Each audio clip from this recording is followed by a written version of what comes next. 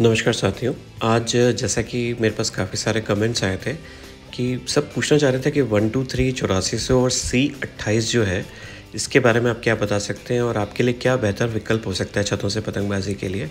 केवल फोकस है ये वीडियो छतों से पतंगबाजी के लिए और मैं थोड़ा आज कुछ दिखा रहा हूँ। इससे मांझे का रिव्यू कुछ भी नहीं है, खाली एक ग्राफिकल इमेजेस हैं ताकि आपको आइडिया लगे कि कौन सा मांझा कैसा होता है। तो हम सबसे पहले बात करेंगे 123 के बारे में कि 123 का जो मांझा होता है वो बहुत बारीक और जल्दी टूटने वाला 6 तार डोर होता है। इसका मतलब ये नहीं है कि वो कमज़ोर है लड़ाने के हिसाब से। लड़ाने के हिसाब से इससे बेहतरीन कोई डोर नहीं हो सकती। अब आप देखिए कि इसमें भी दो वैरायटी आती है, बिना बल खुला और बल खुला। बल खुला मतलब बिना बल खुला वो होता है जिसमें आपकी रगें नहीं दिखती हैं। बल खुला मैं आगे आपको मांझा दिखाऊंगा। इसमें ये नहीं है कि इन दोनों में से कौन सा ज़्यादा अच्छा हो सकता है। बेसिकली क्या होता है कि मांझे की जमावट कैसी होती है वो डिपेंड करता है। तो वो बिना बल खुला होता है। ये दिखा रहा हूँ जो मैं आपको, ये बल खुला मांझा है। तो ये अगर किसी आपके मांझा मेकर ने बहुत अच्छा काम किया है तो हो सकता है कि आपका बिना बल खुला भी बहुत अच्छा हो। और बल खुला भी अच्छा काम करता है, बट बल खुले में थोड़ी सी लुक अपीयरेंस बहुत अच्छी आती है और मांझा का मटेरियल अच्छे से बैठा होता है। जितना बल खोलेंगे उतनी बारीक होती जाएगी डोर। तो ये एक अच्छी पहचान होती है। लेकिन मैं अभी भी बोलूँगा, मैं आपको 123 पे कैसा भी काम किया हुआ उसको थोड़ा सा अगर अच्छी उसके अंदर में आपको मटेरियल बिठाया होता है, सुताई की भी होती है, तो किसी भी तरह से सुपीरियर है 8400 C28 पांडा, उनसे कहीं कहीं ऊपर है। क्योंकि ये डोर खींचने में भी लड़ जाती है और ये आपके जो मतलब फंसा के जो पेच लड़ाते हैं या जैसे कहते हैं ढील देके पेच लड़ाते हैं उस पर भी लड़ जाती है। तो इसका डोर का कोई मुकाबला नहीं है। हालांकि कुछ प्राइस बड़े हैं लेकिन वो सभी पे बड़े हैं, 8400 पे भी बड़े हैं, 123 पे भी बड़े हैं। तो मेरा मानना यह है कि आप मेकर पे ज़्यादा फोकस करें, है ना कि आप इस बात पे फोकस करें कि मतलब कौन सा लेना है, कौन सी वैरायटी लेनी है। कन्फ्यूजन आपके लिए स्वाभाविक है क्योंकि आजकल मैदान की पतंगबाजी देख रहे हैं, उसमें कई सारे ब्लॉग्स दिखाए जाते हैं कि ये सबसे बेस्ट है, ये सबसे बेस्ट है। लेकिन मैं ये उनके अगेंस्ट में नहीं हूँ, बहुत अच्छे मेकर हो सकते हैं, लेकिन आपके लिए कन्फ्यूजन नहीं होना चाहिए। आपको सेलेक्ट करना है अच्छा मेकर। वो मैं कुछ आपको एंड में, वीडियो के एंड में, क्योंकि 123 के बारे में कुछ और ऑप्शंस बताऊंगा, तो मैं लिस्ट करूंगा कि छतों के हिसाब से आपके पास में कौन से अच्छे बेहतरीन ऑप्शंस हो सकते हैं। लेकिन आप अपनी पहले बजट तय करें। बजट में क्या फ़ायदा रहेगा आपको, क्योंकि छतों में ज़्यादा महंगा ऑप्शन लेने का कोई फ़ायदा नहीं है। क्योंकि आपके पास में अफोर्डेबिलिटी हो सकती है, लेकिन बात ये होती है कि महंगे से किसी डोर की वैरायटी नहीं सेलेक्ट होती है। आपको मंजे को जमावट कैसी है, किस तरीके का ऑप्शन है, वो ज़्यादा ज़रूरी है। अब छतों के लिए मैं सजेस्ट ये करूँगा, क्योंकि अभी थोड़े रेट बढ़ चुके हैं, 2300 से ऊपर कुछ नहीं लें। हाँ, मैं तो अभी भी ये सजेस्ट करता हूँ 2000 के अंदर भी आपको बहुत अच्छे ऑप्शंस मिल सकते हैं। और इसके लिए मैं किस किस ऑप्शन को आप सेलेक्ट कर सकते हैं वो मैं आपको बीच में ज़रूर बताने की कोशिश करूँगा। अभी थोड़ा सा हम बात करते हैं 8400 के बारे में। 8400 देखिए, मैं अगेन दोबारा यही बोलूँगा, 8400 मांझा होता कैसा है। ये भी 6 तार होता है, वर्धमान की डोर है, बट ये 123 से काफ़ी ज़्यादा मजबूत है। अब आपको मैं बताना ही चाह रहा हूँ कि मतलब 123 से ज़्यादा मजबूत होने का मतलब नहीं है कि ये मुझसे बेहतर है। देखिए, ये दिखने में, अपीयरेंस में बहुत अच्छा दिखता है। जब भी आप इसके अंदर में सुताई करते हैं तो इसकी नसें जल्दी खुल जाती हैं, लेकिन ये हमेशा थोड़ा सा 123 से मोटा ही रहता है क्योंकि इसको बारीक करना बहुत मुश्किल है। तो एक तो इसीलिए आप इसको ईज़िली पहचान सकते हैं। जब थोड़ा सा मोटा मांझा और बल खुला हुआ दिखे 123 के कंपैरिजन में, तो वो 8400 होने के बहुत ज़्यादा चांसेस हैं, ईज़िली अलग से दिख जाता है। तो ये एक अच्छा ऑप्शन है, लेकिन 123 के बाद का। अब मैं आपसे 123 के बाद का क्यों बोल रहा हूँ, जनरली क्या होता है कि जैसे किसी और जगह पतंगबाजी होती है तो वहाँ पे लोग मांझा तोड़ के देखते हैं, which is not the correct thing to do. लेकिन आप ये सोचिए कि मतलब जब भी आप किसी भी मांझे को उड़ाते हैं तो पतंग पे वो मांझा कैसे लोच लेता है, कितना टाइट रहता है, वो चीज़ ज़्यादा इंपॉर्टेंट है। क्योंकि अगर पतंग में अगर ज़्यादा वो आपका लूप बनाएगा, लूप बनाने के हिसाब से जब उड़ा रहे हैं तो इजीली कटने के चांसेस ज़्यादा हैं, क्योंकि लूप पे डोर ढीली होती है और उसको कोई भी बारीक मांझा जैसे 123 ईजिली काट सकता है। तो उसमें मजबूती का तो कोई फ़र्क ही नहीं पड़ता। लेकिन फिर भी अगर आपकी हवा तेज़ चलती है, जहाँ पे रहते हैं, जहाँ पे तेज़ हवा है, छोटी पतंगें उड़ती हैं, ज़्यादा पास की पतंगें उड़ती हैं, आपकी बजट अफोर्डेबिलिटी कम है, तो आप 8400 आराम से ऑप्ट कर सकते हैं। वो भी आप ज़्यादा से ज़्यादा इसका 6 रील आप ऑप्ट कर सकते हैं। 12 रील लेने का कोई मतलब नहीं है। 6 रील में काफ़ी अच्छे ऑप्शन आते हैं, खासतौर से सीज़न में अच्छा चलता है। और नो डाउट C28 के बारे में, पांडे के बारे में बताऊंगा, लेकिन आपको मैं विश्वास दिला सकता हूँ कि इससे बेहतरीन डोर कोई भी नहीं हो सकती पांडा कहीं नहीं अड़ता है, चाहे 6 तार हो, 9 तार हो, 12 तार हो। वैसे भी एनजीटी जो आप जानते हैं, एनजीटी बैन कर चुकी है, पांडा भी एक तरीके से बैन है, तो इसको ना ख़रीदें ज़्यादा बेहतर है, क्योंकि इसमें पांडे को भी आगे जाके बैन करने के पूरे चांसेस हैं। आप ऑप्शन अगर लेना चाहते हैं तो पहला ऑप्शन हमेशा 123 रखिए, सेकेंड ऑप्शन आप 8400 रख सकते हैं। 8400 का फ़ायदा ये है कि ये बारीक है, तो ये पांडे को इजीली काट देता है। हाँ सर, कुछ मैं जो सजेस्ट करूँगा, अभी मैं आपको मेकर्स की लिस्ट भी बताऊँगा कौन कौन से मेकर्स आप ऑप्ट कर सकते हैं। अगर किसी मेकर ने अच्छा मुलायम डोर कर दिया इसको, मतलब इतनी अच्छी सुताई करी है, तो वो आपकी फ़र्स्ट चॉइस होनी चाहिए 8400 पे। हालांकि बारीक भी कर सकता है, तो बारीक करते तो और भी बेहतर चॉइस होनी चाहिए।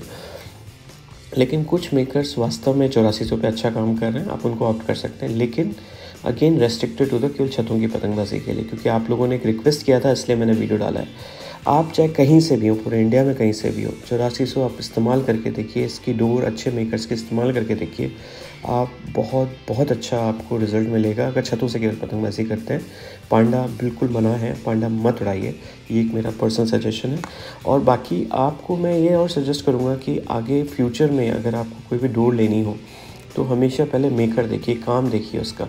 मतलब जैसे आप देख रहे हैं, मैंने एक आपको ऑप्शन और दिखाया है। हालांकि ये मेकर बहुत लंबे टाइम से काम कर रहे हैं, दुकानों का मांझा भी बहुत लगाते हैं, लेकिन ये जो आपका ऑप्शन है 8400 वाला, ये ARK करके अतीक रज़ा खान, इनके बारे में मैंने बता भी रखा है। इन्होंने बहुत बेहतरीन काम करा है थ्रू आउट 8400 पे, इन्होंने बहुत अच्छी डोरें लगाई हैं।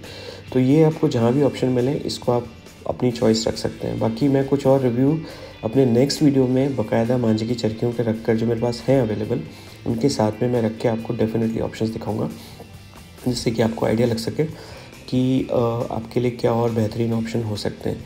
एक चीज़ जो मैं आप सब लोगों को बोलना चाहूँगा, देखिए बहुत सारे मेकर्स आ गए हैं अभी फ़िलहाल, है ना। ऐसा नहीं है कि किसी मेकर्स के मैं अगेंस्ट में हूँ, मैं बस एक अफोर्डेबिलिटी वाली बात करता हूँ। अगर कोई मांझा मेकर ने कुछ अपना अपर ब्लॉक निकाल रखे हैं, तो लोअर रेंज के ब्लॉक्स में निकालें, उससे कोई खास फ़र्क नहीं पड़ेगा, बट आपकी अफोर्डेबिलिटी बढ़ जाती है। वो उसमें भी अच्छा ही काम करेंगे, ऐसा नहीं कि ख़राब काम करेंगे। लेकिन ऊपर वाले ब्लॉक ज़्यादातर मैदानों के लिए बनते हैं, जहाँ पे दूर पतंगें लड़ती हैं। और जैसा हमेशा से मैंने फोकस किया है, किसी भी पतंग लड़ाने में पतंग का रोल, सद्दी का रोल, मांझे का रोल तो रहता है, लेकिन इन दोनों का भी बहुत बेहतरीन रोल है। अगर आप ये अच्छी ऑप्शन लगाते हैं, तो आपको डेफिनेटली कहीं निराशा नहीं होगी। एक मैं छोटी सी टिप आप लोगों को बताना चाहूँगा, जिसमें जो लोग खींच के पेच लड़ाते हैं, तो हमेशा इस बात पे ध्यान रखिए कि अपनी पतंग हमेशा आगे रखिए, अपनी पतंग थोड़ी सी आगे रखिए। अगर वो चाइनीज़ मांझा उड़ा रहा होगा या कोई भी ऐसा हैवी डोर उड़ा रहा होगा, तो वो उसको काटना बहुत आसान हो जाएगा। और क्योंकि जनरली इस तरह की डोरें, जैसे जो भी मैं बता रहा हूँ 8400 पांडा वगैरह है, वो 1 2 3 पे आगे इसलिए नहीं टिकती हैं, क्योंकि अगर आप उनको थपकी पे लड़ाएंगे, तो वो 1 2 3 की रोल जनरली लोच ले जाती है, लोच के अंदर में मतलब फिसल जाती है एक तरीके से। तो कोई भी मांझे को काटना बहुत आसान हो जाता है। और ये क्या है, थोड़ा डोर भारी होने की वजह से धीरे धीरे आती है। तो अगर आपका खींच अच्छी है, तो 1 2 3 के बारीक होने की वजह से वो बड़ी डोरों में, मोटी डोरों में घाव जल्दी से बिठा देती है।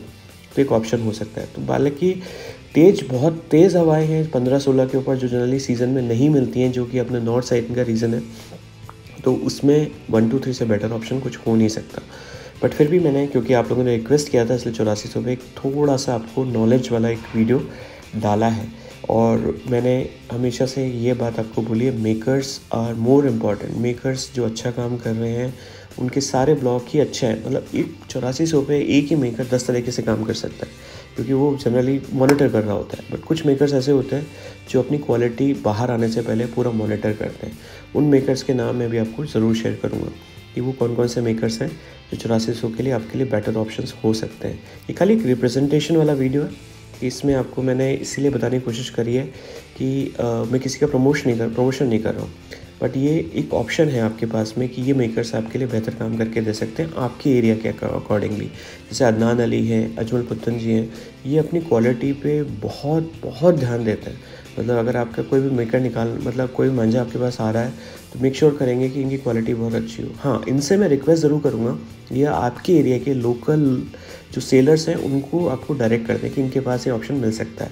जैसे आप जयपुर से हैं तो कहाँ मिल सकता है इनका ऑप्शन, कहीं आप बाहर से हैं तो कहाँ मिल सकता है। इसी तरीके से अतीक रज़ा खान, सिकंदर रईस सलवी है, इन सब के मैं नंबर आपको अपने बॉक्स में, कमेंट बॉक्स में डाल दूँगा, जो डिस्क्रिप्शन बॉक्स है उसमें डाल दूँगा, ताकि आप इनके नंबर पे बात करके आप इनसे पूछ सकते हैं कि इनकी डोर जयपुर में कहाँ अवेलेबल रहती है। तो जहाँ अवेलेबल ऑप्शन रहेगा वहाँ से आप ले सकते हैं, जिनका आप सेलर्स के पास में आपका ट्रस्ट है, आपने पहले भी कभी लिया हुआ है। सेलर्स यूजुअली ये लोग जहाँ देते हैं उन सेलर्स में भी ऑप्शन ये रखिए कि जो आपको वाजिब दाम में या आपको अच्छे से बेहतर अटेंड करे उसके पास ज़रूर जाएँ आप, है ना। ये खाली मैंने आपको इसीलिए मेकर्स के नाम डाले ताकि आपको आगे दिक्कत नहीं है। बाकी और ये कोशिश मेरे को लगता है 8400, 1100, 1200 के अंदर में मिल जानी चाहिए 6 रील, जो भी अच्छे ऑप्शंस मैंने आपको बताएं। बट फिर भी आप सेलर से कनेक्ट हुए तो हो सकता है आपको अच्छा ऑप्शन मिल सकता है वहाँ के अंदर में। इसके अलावा C28 जो मैं ज़्यादा रिकमेंड नहीं करता, इसके अंदर कुछ ऑप्शन आता है डिस्कवरी, फिल्मूद, बेग और ये राशिद भाई का, लेकिन अगेन आपको ये बोलूँगा इसको जितना आप अवॉइड कर सकें अच्छा है।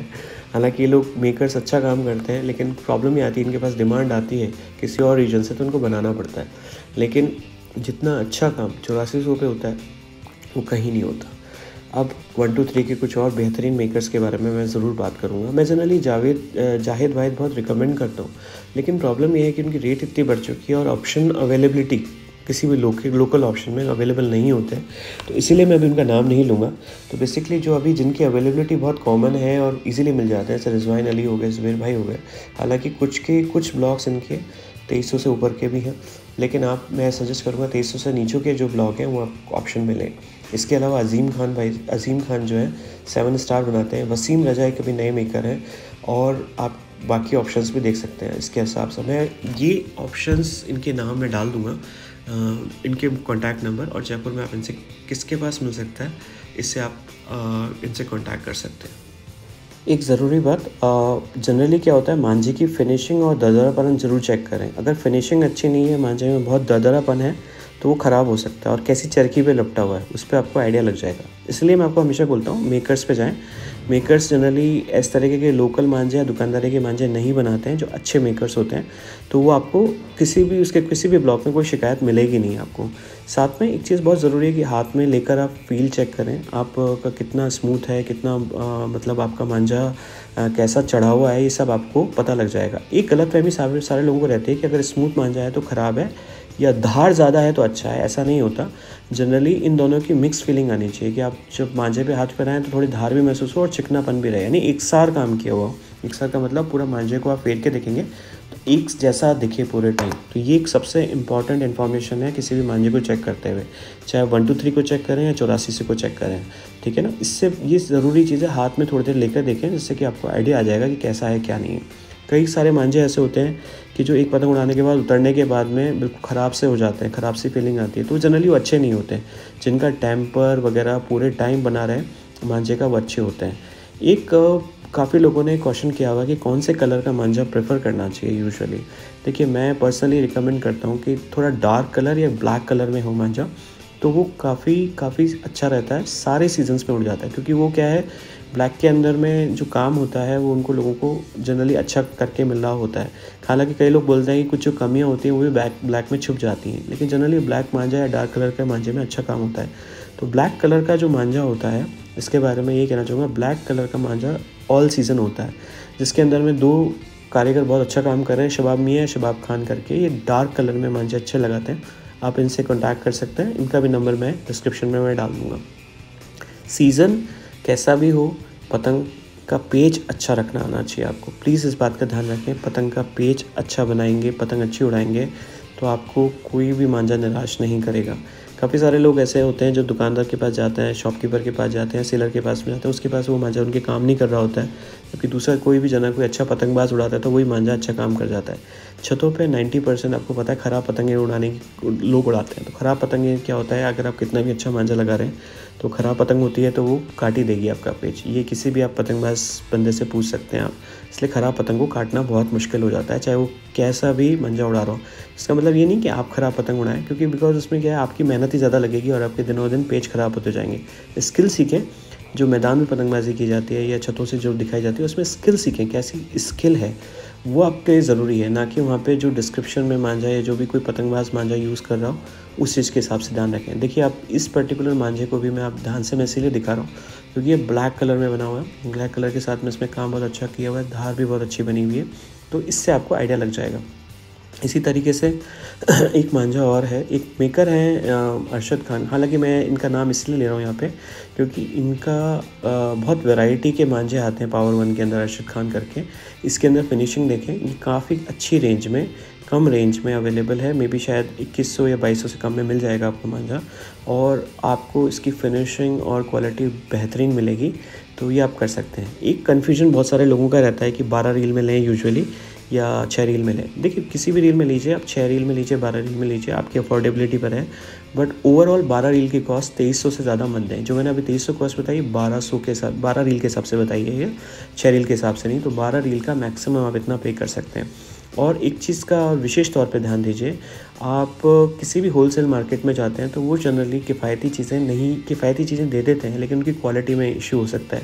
लेकिन मांझे की वैरायटी तो बिल्कुल ना के बराबर चूज़ करें। वैसे मेरा रिक्वेस्ट है आप लोगों से, होलसेल मार्केट से मांझे की वैरायटी को अवॉइड करें, आप लोग अवॉइड करें वहाँ से, क्योंकि वहाँ पे क्या है, वो मांझे के स्पेशलिस्ट नहीं होते। वो पतंगे आपको थोड़ी अच्छी और सस्ती दे सकते हैं, इसमें कोई डाउट नहीं है, लेकिन पतंगे भी बरेली मेक लें। Bareilly make is more important rather than any other make, है ना। बाकी सब पतंगों का कांप टड्डा भले ही वो 2.5-3 रुपये की दिखाते हैं, लेकिन वो बिल्कुल बेकार होती है। 10 में से एक पतंग सही निकलेगी तो आपकी कॉस्ट वही बराबर हो जाती है। तो आप बरेली मेक पतंगे लें, वहाँ उनके बाद जो भी निकलवाएँ।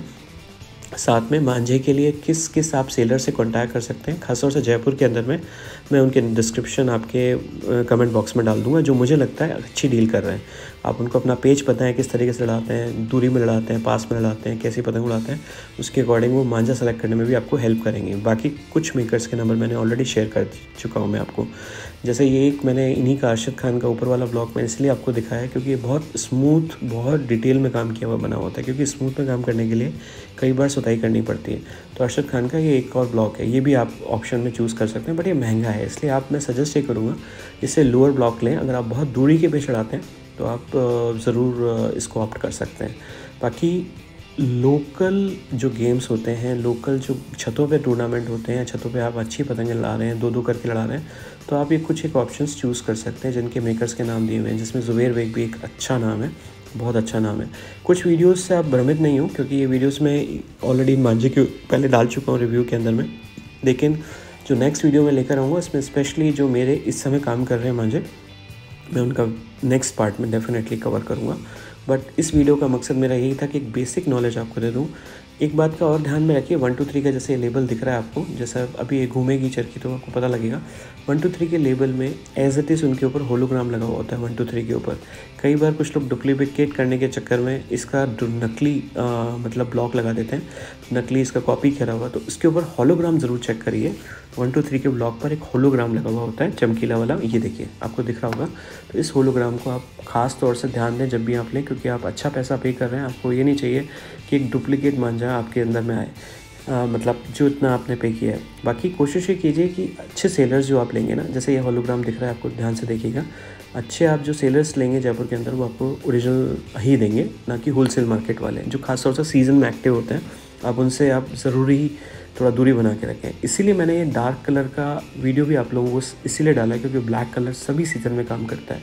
चाहे अच्छे मेकर्स का ब्लैक कलर पे बना के हुआ मांझा लें, आप बिल्कुल भी फेल नहीं होंगे।